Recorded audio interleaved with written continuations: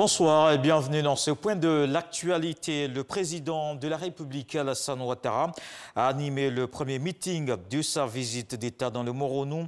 C'était à Arras ce jeudi matin. Les populations de la localité se sont mobilisées pour accueillir le président de la République. Une visite qui va contribuer à la dynamique de développement de leur département en particulier et de la région en général.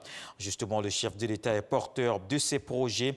Le bitume, le reprofilage des voies, l'eau potable, tous les villages de Hara qui ont plus de 500 habitants seront électrifiés.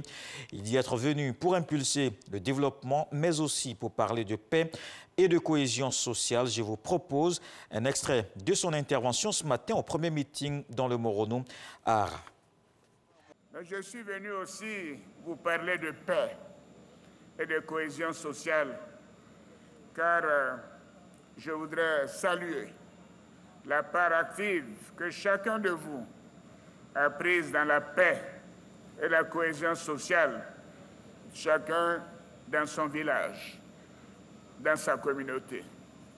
En effet, rien de ce que nous avons réalisé au cours de ces dernières années n'aurait été possible sans un climat de paix et de stabilité retrouvée.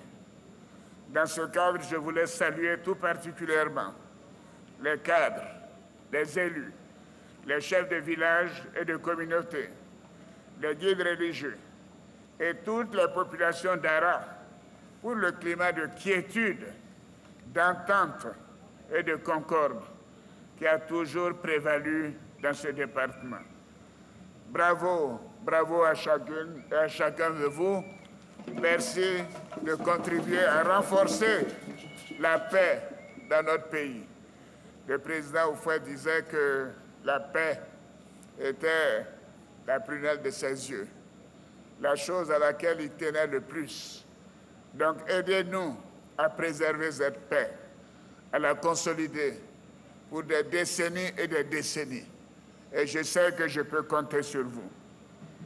Voyez-vous, nous sommes à quelques semaines d'une échéance importante pour notre pays. Il s'agit de l'élection présidentielle du 31 octobre. Je voudrais donc vous exhorter à continuer de cultiver les valeurs de paix, de tolérance, d'union et de fraternité que le président Félix Houphouët-Boigny nous a léguées.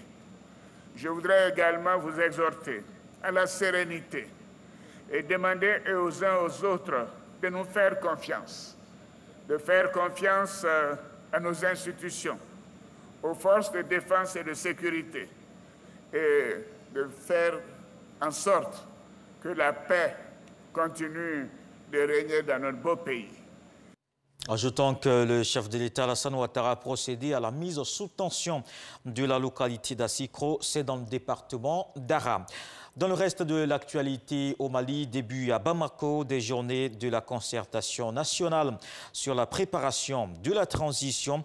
Le grand ensemble de ces concertations, c'est sans conteste la coordination des mouvements de la Zawad, un acteur important du processus de paix. Selon son porte-parole, la CMA devrait avoir des entretiens préalables avec la junte. Dans la salle du Centre international de conférences de Bamako, il y avait le M5, le mouvement de contestation et l'imam Diko, l'ancien Premier ministre malien Modibo Sidibé, était également sur la table. Choguel Maïga, qui était le président du comité stratégique du M5, était absent. Pour certains, il y a désormais entre une partie du M5 et la junte le courant qui passe difficilement.